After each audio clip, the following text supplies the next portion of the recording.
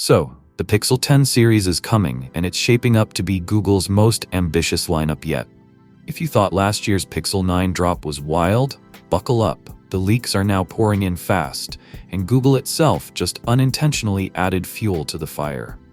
That's right, regulatory filings straight from Google just hit the FCC, practically confirming the Pixel 10, Pixel 10 Pro, and a massive new Pixel 10 Pro XL. These aren't rumors, this is Google's own paperwork outing the next wave of Pixels before launch. Let's break it down. The Pixel 10 carries model numbers GLBWO, GL066, and GK2MP. The Pixel 10 Pro shows up as G4QUR, and the new heavyweight Pixel 10 Pro XL goes by GUL82. But it's not just names and numbers here. These filings confirm real hardware features. Starting with the Pro XL, the FCC documents reveal support for wireless charging, Wi-Fi 6E, Thread, and ultra-wideband UWB. And here's the kicker. All signs point to Samsung providing the modem once again, likely a refined version of what powered the Pixel 9 series.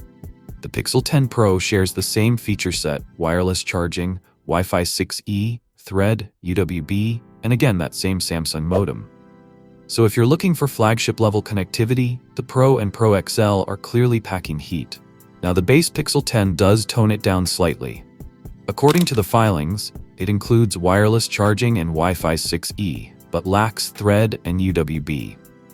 Still, the presence of a Samsung modem here too suggests Google is standardizing its modem tech across the board, which could mean more consistent network performance this time around.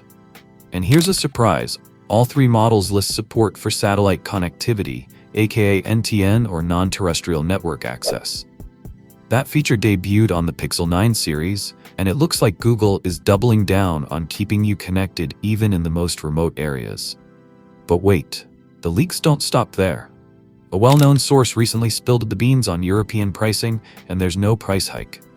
That's right, despite all these upgrades, pricing in Europe appears to stay flat across the board. Add to that leaked specs hinting at larger batteries for both the standard Pixel 10 and the XL model, and it's clear Google's not playing it safe this time. Bottom line?